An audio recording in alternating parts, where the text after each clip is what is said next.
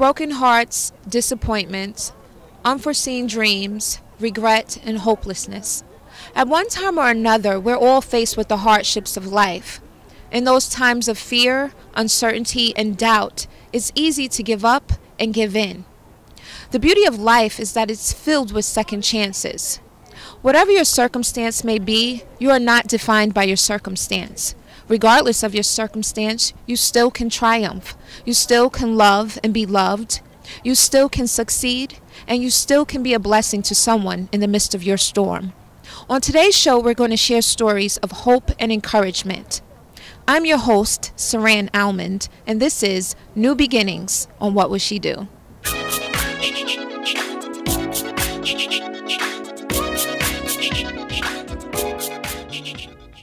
Hello and welcome to What Would She Do? On today's show, we're discussing new beginnings at Harvest Outreach Ministries with Pastor Artie Thompson. Hello and welcome. Thank you. How are you doing? I'm great. How are you? I'm good. Well, today we're at your New Beginnings community outreach event, and I wanted to start with a little of your story and how we got here today.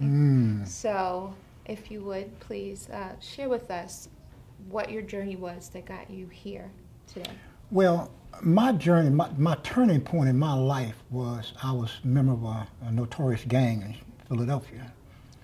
And when I transferred here in Charlotte, I came because some gang members had killed my daddy. Consequently, to make a long story short, I ended up in prison because was with some other fellas that retaliated and got myself in some serious trouble. I began walking on a journey where I spent a lot of time, had a lot of time to read and research to find myself. I wanted to find out what I wanted to do with my life. But instead of finding out what I wanted to do with my life, I began to see what other people were going through with their lives. I've always had a heart to help people. And so, because I never thought I wanted to be a pastor or even in the ministry, but that was a calling that came later in my life. And consequently, I did accept the calling and began to rouse other pastors, other members of different churches. And today, every other Tuesday, I meet with a group called T for T, Teachers Training Teachers, which we train each other about discipleship. And these pastors are pastors from around the world, not just locally or just in the United States, but from different countries. And we ascertain funding from one of the largest organizations, and we have support for from a lot of other churches. And so therefore, I knew that I couldn't do it by myself. So I just wanted to incorporate other churches to come in and help, and here we are. All right. So today's event was about providing a hot meal to the homeless and to women from the battered women's shelter. Is that correct? Yes, part of it. We wanted to demonstrate what Valentine was really all about. True love. Yes. No matter where you are, where your beginning come from, because during my journey, when I came home, I lived in the woods in the rain in a cardboard box. Oh, wow. Yeah, but because of the initiative that I had received from several pastors, I determined that I could do better. And if God was who he said he is, if I made the decision to help myself, he was there for me. And so I wanted to show people, like I spoke to a young man, that he felt as though this was his end. It's not your end. You know, if you decide that you want it to be your end, then you're giving up. Absolutely. And I never gave up. I always knew that I was destined to be something for my family's sake, for my sake, my members' sake. Since I've been home, I ascertained a bachelor's in Christian Studies, a master's in clinical counseling psychology, and I have my doctorate. Well, congratulations. Thank you. Congratulations. Thank you. So far you've mentioned that, one, you were incarcerated and that you were also homeless. At what point did you go into transition to make those changes and choices for a better life? It was a time when I became sick and tired of my life, the way it was going. I didn't like living on the street. I didn't like the way people treated me. And so I looked inside of myself to see what was there. And I saw something good, something wholesome. And I made a conscious decision that I wanted to do better. I was going to do better than just lounge around, take handouts. I wanted to be a person that gave a hand up rather than a handout. Okay, so it seems like you've come full circle, you know, from there to now. So when you have people who are currently in that circumstance, you know, we've talked to people today, and we'll take a look at that a little bit later in the show. But when you talk to people who they're down and they try and they try and they try and they can't seem to get a leg up, what do you do to encourage those people to not give up, to hang in there? Because it's kind of hard. Yes, yes. I tell them that I fail a lot of time. But like little babies who fall, we're being trained how to fall down but yet get up. And you have to get up. There's a place that I always mention in the Bible said that a righteous man, not a foolish man, but a person that stands right before God, believe in God, that's all it means. That I believe God. God told Abraham he was going to become father of many nations. Abraham said, okay, I believe you. He said, well, I'm going to count this to you being righteous. Righteousness is simply saying that I believe God to do what he said he was going to do, however long it take. But I'm going to do my part. I'm going to keep on getting up. I'm going to keep on moving forward. I'm going to keep encouraging myself, because sometimes you have to encourage yourself. Absolutely. Absolutely. So this event, I understand that you do for Thanksgiving and Valentine's Day. Well, not only just those. Okay. We do for pretty much all holidays. Okay. But it's more of a get acquainted for the churches to find out what can we really do for the community. Okay. What can we do for each other? And it's not it started out, I'm not to be honest, it started out as a black thing. We wanted to help the black community. Okay. But we realized that God is not a God of color. Absolutely. Therefore, people are hurting and cast down. And so this thing is for all people. So we expanded it that everyone that was hungry, that needed someone to talk to, everyone that needed someone to inspire them, everyone that you can talk to. We all have been to a place in our lives where we have been down. Yes. Nobody has always been up. We all have a story. Agreed. And because we all have a story, I'm referring back to that the Bible said that we overcame by the blood of the Lamb and the word of our testimony, which tells me that if we understand where we were, where Jesus found us, what he did for us, we remember what he did for us on the cross, then, and look where we want to go. And so therefore, we encourage people along those lines. Absolutely. Now, when you do these events, and what is the feedback that you're getting from the community? Well, a lot of people, organizations as well, say, well, it's not going to do any good. Really? Yeah. There's a lot of organizations, believe me, that said that when I told a group of doctors, doctors of divinity, what we were doing, they said, well, we tried that. I said, well, God gave me a different perspective. We'll bring people together, we'll minister them, and open the doors to the church. Yes. Where they can get healing and ministering to, and be in a place where they can receive counseling. Let somebody constantly know that we care. Like a young lady came in, she's been traveling from Washington. She showed us on her computer all the shelters that she's been in. She says it's the first one she ever came to where we truly have opened the doors. Wow.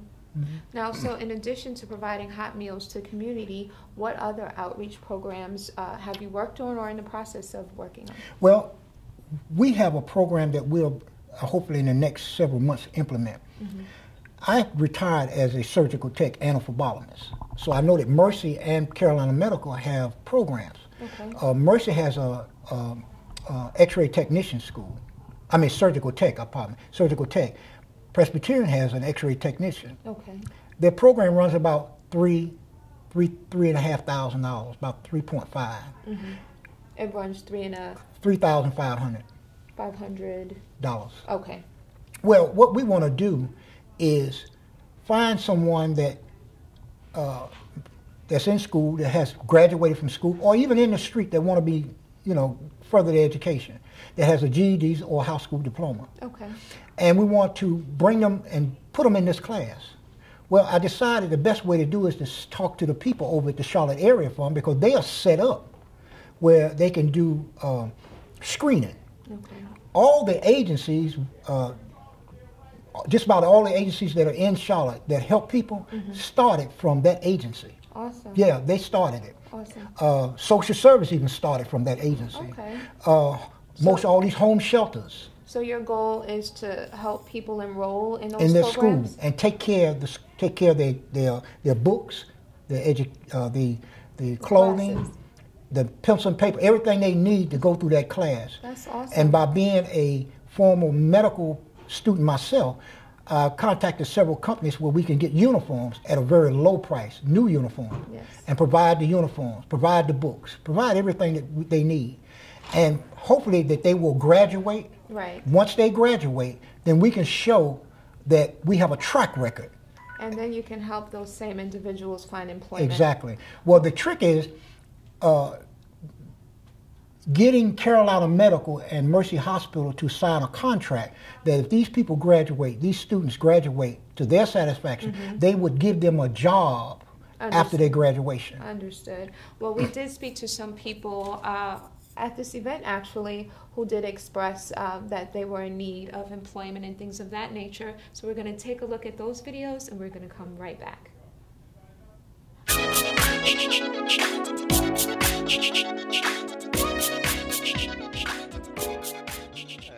So we're here at the New Beginnings Community Outreach by Harvest Outreach Ministries.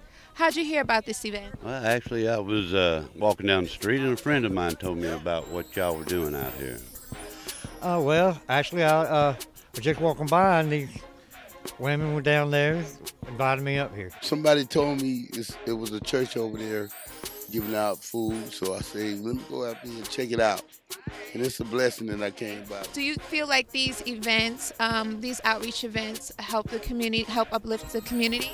Oh yes, of course it does. I mean, look at all this. I mean, this is wonderful, you know. Absolutely. Today is about new beginnings. So, is there anything that you're starting anew in your life right now? Yes, I'm currently looking for employment again. Okay. And a permanent place of mine. Yes, hopefully soon I'll be starting a full-time job. And thanks to the Lord, you know, it's been a long road. Oh, absolutely. Every day something's new. I've been out looking for work. I was hurt last year, been through some things, had become homeless.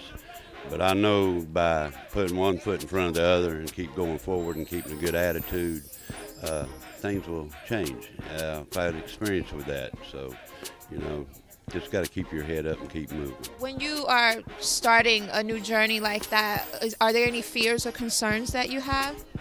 Well, yeah, as far as the job goes, even though I'm skilled, my age has a lot to do with it.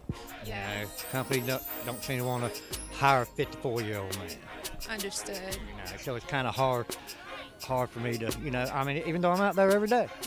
I'm at the library, I'm sending out my email from my flash drive and all that. It's still hard because, you know, I think they look at the age before they look at it. Even though I'm healthy, right. I'm willing to work, you know, and I'm a hard worker. So what keeps you going? What actually keeps me going, knowing that the love of God. I mean, knowing that He has a plan for my life somewhere down His road. It might not be in my timeline, but it's in His timeline. God first, for one. I pray every morning when I get up. There's certain things I do that when I get up, I keep a positive attitude. I learned to do that. I wasn't always like that. So in my new beginnings of every day, you know, I focus on what I want to get done that day. I pray about it, and then I head out and accomplish it most of the time. And it's tough for us young black brothers out here today because, I mean, we going through so much. We got to fight the economy. Some of us are homeless, and we got significant others, families that we got to support. It's hard. So all I can do is tell them to keep their head up. Don't give up. God got a plan for you. And hey, you got to stay strong. So you're facing a lot of things that are pretty difficult. Now, if there's somebody out there watching that are experiencing those same things, what advice or words would you like to leave with them? Never give up. Always pray, and you know, there's always hope. Always hope. Never give up. Well, you know, I try to, you know, get on my knees and pray. And I know the Lord got a blessing and a plan for me. So I just got to just say, hey, Lord, I'm going to put it in your hands. Let him be the driver, not me. I used to try to drive, and then I kept crashing. You got to give it to God and leave it there. Yeah, that's right. You know, and he's coming through. He's a good, good God. Absolutely. Well, that's an awesome attitude to have, and I thank you so much for stopping by today. So today you're serving as a volunteer for this community event. Is that correct? Yes. And why do you believe these kind of events are important for the community? It'll help the homeless and the other people that need food. And so why did you decide to volunteer? Well, I'm a deaconess at Mount Baptist Church in Huntersville, and I think that's my duty to get out and help the ones that, you know, can't be helped, and the one is trying to, you know, help themselves. Absolutely. That is a blessing to be a blessing. So It really is. So we spoke to a few people, and they're facing some trying situations. What kinds of words or encouragement would you give to them to, you know, keep them uplifted and motivated? Well, one thing is to, you know, just put God first and do what he would have you to do. And maybe one day you won't have to be homeless, you know. And homeless is not a bad thing. Anyone can be homeless. And me and my family, you know, we grew up with the values of saying that in unity, because unity is very key when it comes to us. If you look at our history, our struggles, how we got to where we are, it's because that we were one. You know, we didn't have the idea that, oh, we're individuals. Right. We all saw ourselves as family, in a sense. So doing events like this where we all come out to support everybody, I look around, and it's like everyone is so nice and so friendly. And it's just a good feeling to be able to give back to those that may not have, and, you know, to try to bring everybody back up, you know, because in the name of, you know, God and Jesus, you know. So. Absolutely. I think events like this are important as well, because every small act can make a difference, a huge difference in someone else's life. So I thank you so much, Saba, for coming by.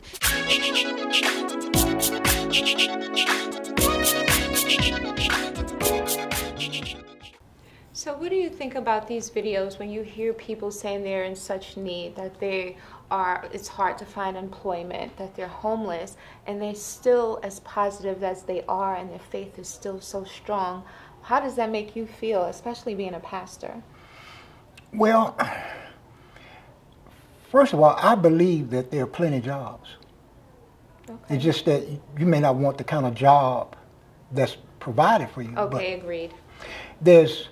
I know a young lady that we were working to help get her a job, and she said, well, I'm not flipping any burgers, but you would have some sort of income. Exactly. My thing is, take this job while you look for another job. Understood. You know, you won't have the rent people on you.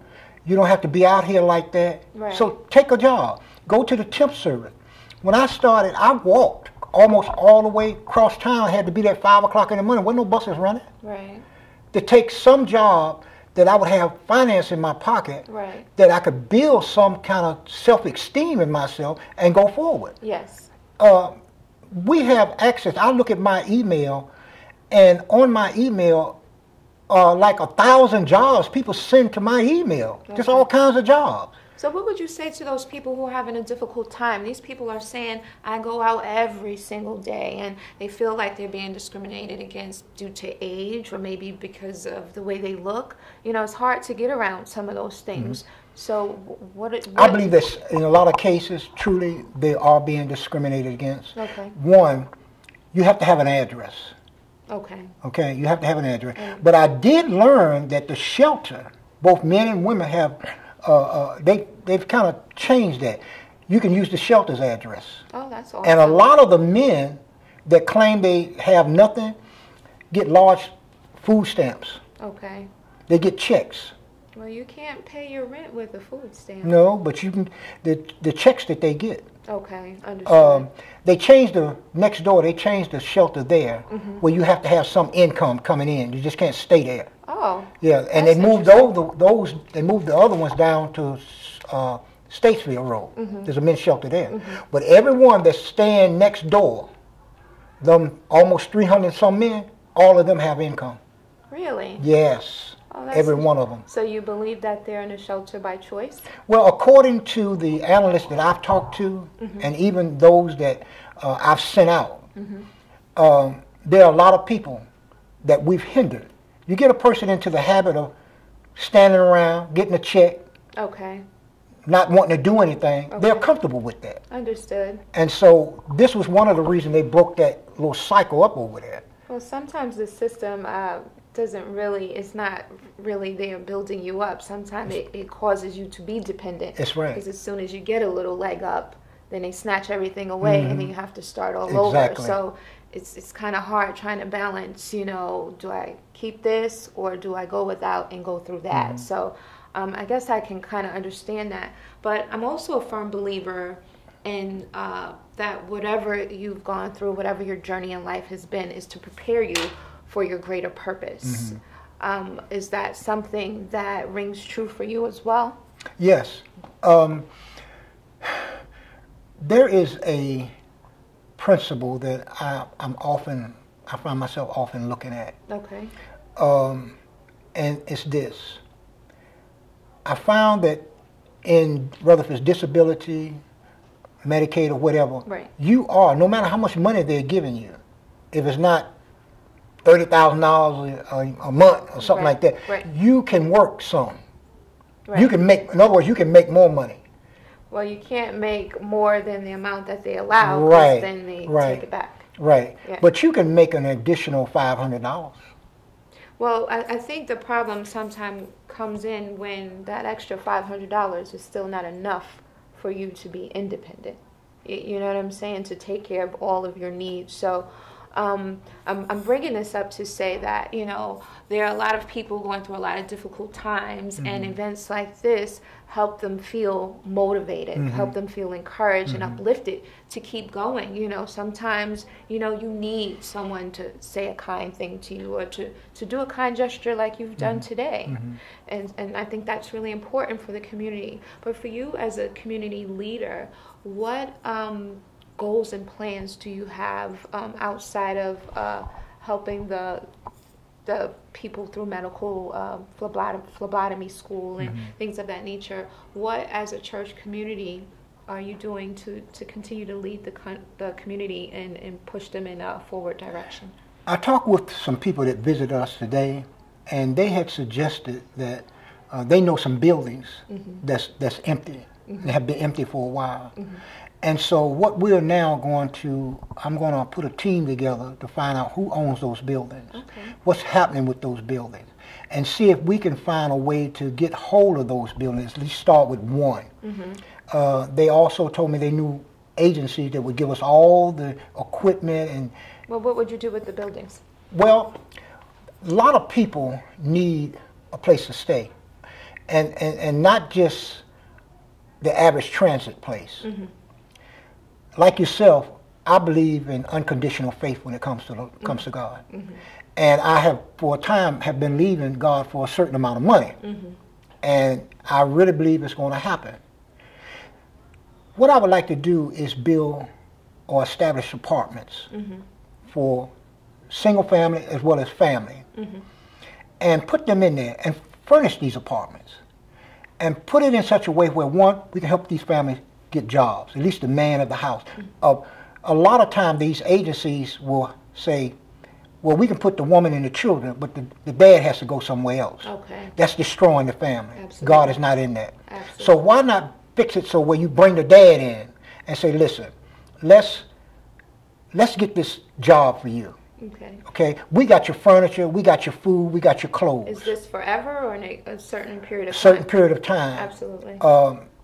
And depending on the individual basis, how long, if it's a year, if it's 2, however long that we work together and decide that this would take place so that they can get better, get up on their feet so it's somebody else. And that's why it would be a transit. Understood. But I find that if you hinder people, people have to worry about rent, food, clothes, transportation. That's everybody. If you take that away temporarily, And I say temporary until a person can actually get on their feet and save some money. Okay. One of our members was in a 5-year program. They Okay. put her in a place and told her she had 5 years to save money and get a house. Unfortunately, her concept was God told her not to work. And when it got close to the 5 years, they kept warning her, and finally they asked her to leave. So, Is she now homeless? no, what she did is at the last part of the 5 years, she went to work for Presbyterian Hospital.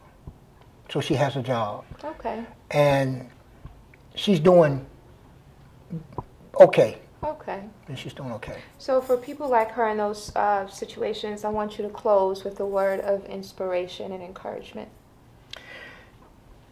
I would like to tell and say this. The only time that you can be defeated is when you give up. I don't believe that a person that if they continue to strive, I don't believe that anyone has the power to hinder you from your success. No one can take that success that God has put in. We all came into this world for a purpose. All of us was given a mission. Each of us must find out what that mission is. And if we decide in ourselves that we don't want God, or we don't want to have anything to do with it, we have already stifled our destiny, our walk, our prosperity, our goal. I would suggest to each and every one that has a desire to want to succeed, to keep trying. No matter how many times you fall down, you'll learn to get up. Thank you again for watching. I'm Saran Almond, and thank you for joining me, It's my Pastor pleasure. Artie Thompson. And this is New Beginnings on What Would She Do?